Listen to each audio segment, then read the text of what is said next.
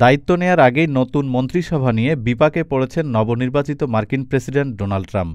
প্রতিরক্ষা মন্ত্রী হিসেবে প্রথমে পিট হেগসেথের নাম ঘোষণা করলেও এখন এই পদে রদবদল আনতে যাচ্ছেন রিপাবলিকান এই নেতা। মার্কিন গণমাধ্যম ওয়াল স্ট্রিট জার্নাল বলছে, পেন্টাগনের দায়িত্ব পেতে পারেন ফ্লোরিডার গভর্নর রন ডিস্যান্টিস। একাধিক সূত্রের বরাতে সংবাদ মাধ্যমটি জানায়, মনোনয়ন পাওয়ার পর থেকেই হেগসেথের ব্যক্তিগত ও পেশাগত জীবনে নানা অভিযোগ উঠছে। আর এমন বিতর্কের জেরে চাপে পড়েছেন ডোনাল্ড ট্রাম্প। এ কারণেই এই পদে নিজের মনোনয়ন পরিবর্তন করতে যাচ্ছেন তিনি, যদিও এ বিষয়ে এখন পর্যন্ত আনুষ্ঠানিক কোনো ঘোষণা আসেনি। এদিকে পরবর্তী মার্কিন প্রেসিডেন্ট হিসেবে শপথের আগেই গাজায় যুদ্ধবিরতি চুক্তি নিশ্চিত করতে চান ট্রাম্প। সেই সঙ্গে বন্দি বিনিময় চুক্তিও করতে চান বলে মার্কিন সিনেটর লিন্ডসে গ্রাহাম জানিয়েছেন। ডেস্ক রিপোর্ট, আজ বার্তা, ঢাকা।